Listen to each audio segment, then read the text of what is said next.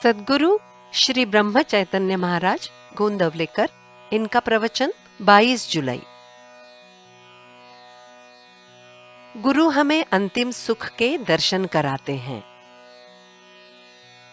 एक छोटा लड़का एक कुएं के पास खड़ा था। उसकी कोई चीज कुएं में गिर गई थी और उसे निकालने के लिए वो कह रहा था, मैं कुएं में कूदता हूं। ये देखकर एक मनुष्य जो वहां खड़ा था उससे बोला, ऐसा मत कर, कुएं में कूदा तो डूब जाएगा। फिर भी वो मान नहीं रहा था। इतने में उसका बाप वहां आया।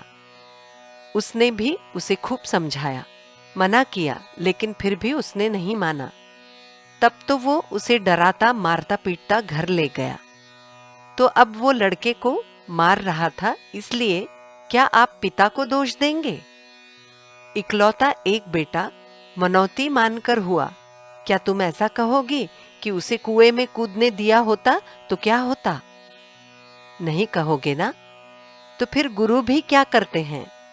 हम विषय वासना के कारण विषय मांगा करते हैं और वे दिए गए तो हम डूब मरेंगे, ये गुरु जानते हैं।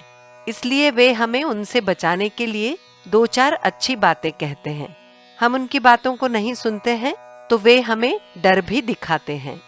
हम रोते हैं तब भी वे हमें उसमें से ऊपर खींचते ही रहते हैं, अर्थात विषय वासना में डूबने से बचाते रहते हैं। हम तो बड़े और पढ़े लिखे हैं, उस लड़के के समान अनजान नहीं, नाबालिग नहीं। तब भी हमारी इच्छा होती है कि हम विषय में कूद पड़े। गुरु कहते हैं शादी मत कर, तो हमारी शादी कब होगी ऐसा पूछते हैं। उनके पीछे पड़ते हैं और अंत में हम ऐसा तक कहते हैं कि गुरुजी कुछ समझते ही नहीं हैं। हम ऐसा मानते हैं कि जो अभी दिखाई देता है वही सच्चा सुख है, किंतु गुरु को अंतिम सुख क्या है ये मालूम होता है। अतः गुरु हमें जो सुख अभी दिखाई देता है उससे परावृत्त किया करते हैं। अतः लाभदायक यही है कि हम गुरु के वचनों पर विश्वास रखकर उनकी आज्ञा के अनुसार व्यवहार करें और उन्होंने जो साधन बताए हैं वे ही करते रहें। तब हमें अंतिम सुख का लाभ होगा। गुरु आज्ञा करते हैं यानी क्या करते हैं?